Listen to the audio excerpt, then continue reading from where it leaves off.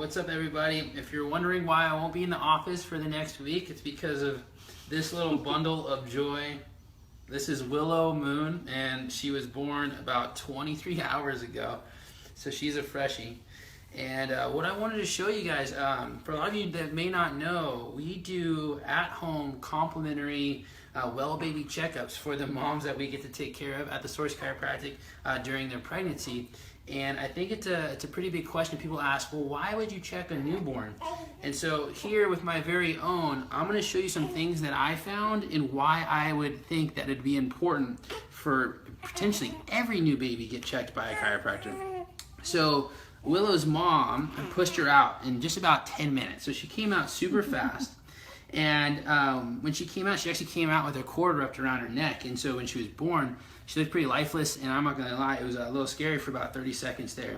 And if you notice, if you actually come in close on her eye, on this left eye, maybe when she starts to open it, she actually burst a few blood vessels on this left side. And so her eye is red around the edge on this lateral border. However, what also happened, you can kindly tell there's a slight discoloration of her forehead. And her forehead is bruised currently. And it's bruised from, again, going down the canal, being shoved. She actually has a slight, cone head, as we would call it, right now as well. Now, but because of that, as you can imagine, the jamming of this bone here is the frontal bone of the cranium. It's jammed backwards. So you say that jammed going posterior and actually slightly inferior. And what I noticed when I was just playing with her is that when I touch her underneath her eye right here, when I touch underneath her eye here, it's got this nice soft tone, and then here it has a lot more turgor, it's a lot more rigid. And what's happening is that her cranial bones are being jammed, and it could cause a jam in the sinuses. Now, so you say, what could happen from frontal bone being like that over time? Well, that could cause potential sinus infections later in life. So a baby that's getting constant sinus infections, potentially allergies, or other nasal conditions.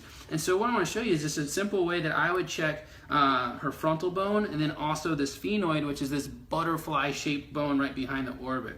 So I'm just going to lay her down on her back real quick. Here we go. And hopefully she stays cool. I know she likes being really warm and really close, but I'll show you what that looks like. And so again, for little Willow here, she has a slight jammed, basically posterior or gone backwards frontal bone. And so we could just make a small connection, and then honestly just feeling, because what you want to feel is the natural opening of the cranial bones. Now, as they still have these big fontanelles, the cranial bones can move quite a bit, and they move with the pump of the cerebral spinal fluid. And so these cycles are actually less frequent than our respiratory cycle. Our respiratory cycle is about 16 to 20 cycles per minute. These are about 8 to 12 per minute. And again, it's just making a gentle contact, and really what I'm working more is how it slid downward. And how I'm going to help it come more forward is actually connecting through the sphenoid, through the temporal, and the parietals. And so just making a small connection here. She's getting a little fussy. She likes to be held, obviously. She's like, what are you doing? Just get this over with. And so for her, she's a little bit more lateral on this right sphenoid and dropped inferior on this. There you go, sweetheart. So just making a small connection and really trying to unjam these cranials. And then again, potentially checking occiput, checking atlas, which is the top bone in the neck. And again, if you're going to make any corrections here, it would just be a gentle hold. It's no big movements. And then for her, oh, she likes that. Oh, nice. And what's so cool about the babies is like something as simple as a yawn, when making the right connection, they can start to wiggle and work out a lot of their own distortion patterns. And so you'll see, bigger movement in the body, bigger expansion. So now she's exploring neck range of motion as a result of really just getting a simple connection.